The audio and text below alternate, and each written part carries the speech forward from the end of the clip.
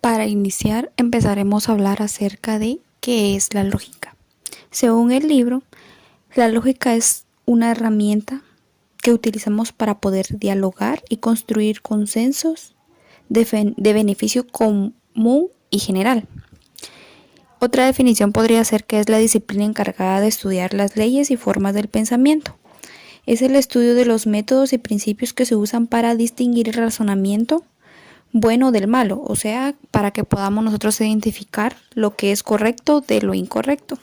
También nos enseña a razonar correctamente y a buscar la verdad con orden, con facilidad y sobre todo sin errores.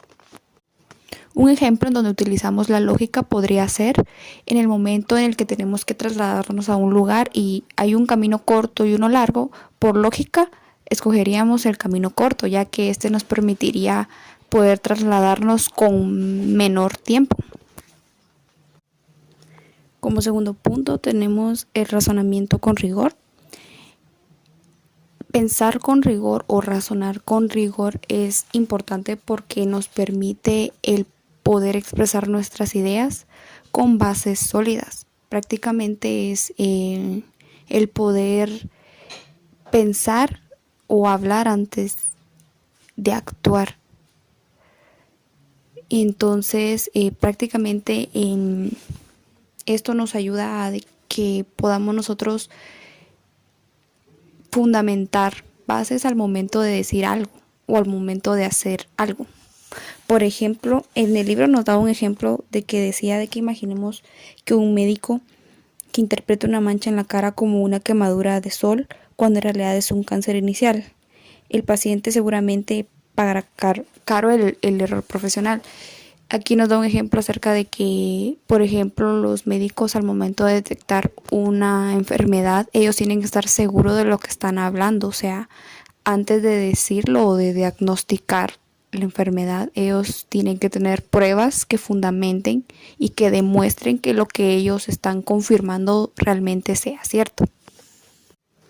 Ahora hablaremos acerca de los tipos de falacias. Para empezar, vamos a definir qué es una falacia. Y una falacia es un argumento válido, pero que no lo es. Prácticamente sería el hecho de decir como una mentira para manipular las ideas de alguien más.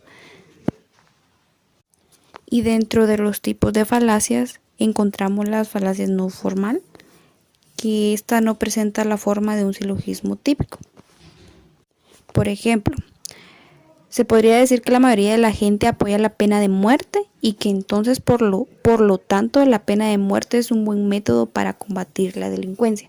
En las falacias no formales prácticamente se deja llevar uno por la opinión de las demás personas, o sea, en este caso en el ejemplo podríamos decir de que porque muchas personas dicen que eso es bueno, entonces o que eso funciona, entonces sí es lo correcto. Y en las falacias no formales se dividen en las falacias de atingencia y las de ambigüedad. La de atingencia es donde la conclusión no se extrae por medio de elementos lógicos, sino por psicológicos. Prácticamente aquí se establece una conexión emocional. Y en las de ambigüedad se confunde el significado de uno o más términos y esto lo que hace es provocar conclusiones equivocadas. Ahora vamos a hablar acerca de algunos tipos de falacias de atingencia. La primera sería la de argumento contra la persona. Esta falacia se comete que en lugar de demostrar lógicamente un argumento, se ataca a la persona que defiende el argumento contrario.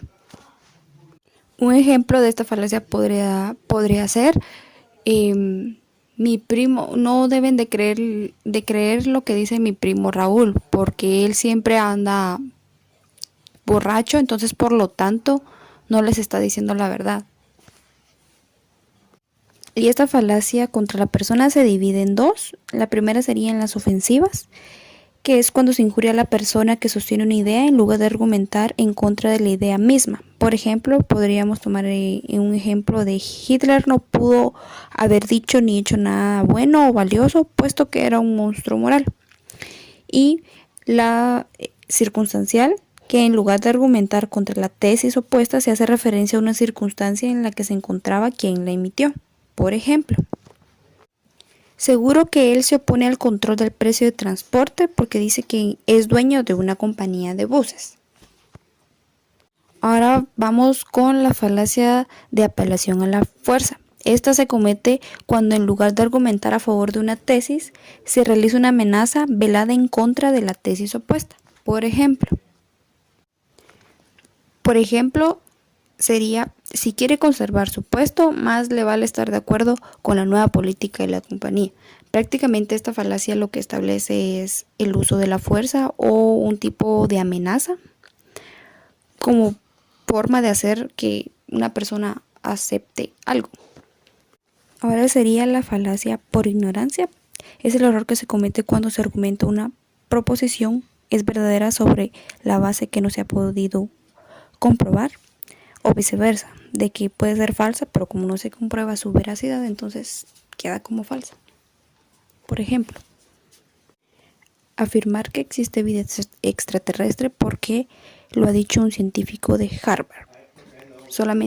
Aquí solamente se basa en lo que prácticamente dijeron, entonces por ignorancia uno cree que es cierto porque un científico lo dijo y porque alguien más lo investigó, aunque uno no lo haya investigado. Luego estaría la falacia de apelación a la misericordia. En esta prácticamente en lugar de defender una idea se trata de conmover los sentimientos de una persona.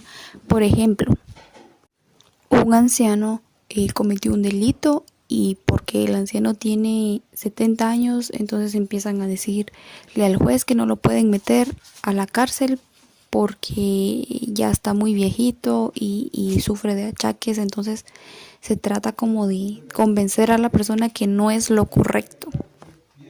Luego estaría la falacia de apelación al pueblo, que es en donde pues se argumenta algo verdadero basado solo en la opinión de la gente. Un ejemplo podría ser, esa película ha de estar buena porque mucha gente va a verla al cine. Entonces aquí uno se deja llevar porque como mucha gente la está yendo a ver, uno dice ha de estar buenísima, porque si no estaría buena la película, prácticamente casi nadie iría. Entonces uno se deja llevar por lo que dice la gente. Luego estaría la falacia de apelación a la autoridad, que es cuando una persona se especializa en un área del conocimiento o se le considera una autoridad en algo.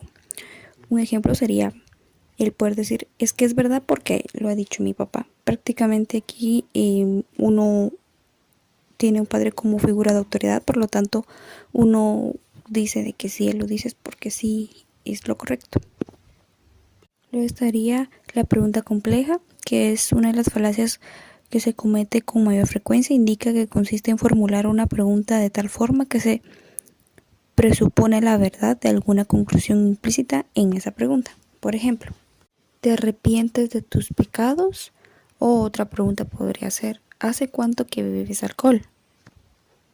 Luego estaría la causa falsa, que en este tipo de falacias se atribuye una causa equivocada y por lo tanto menos demostrada a un efecto determinado. Por ejemplo, podríamos decir, es que yo perdí una materia porque falté una clase.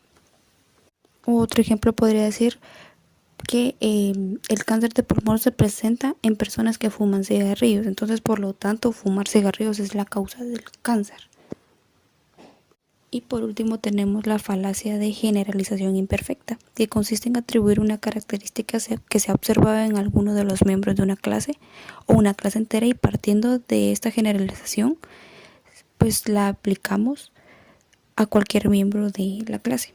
Un ejemplo podría ser que, por ejemplo, aquí en Guatemala cuando se ve a alguien tatuado, se generaliza que es una persona que es un delincuente o que es un marero, entonces por lo tanto cualquier persona que se le vea así, uno piensa que es así.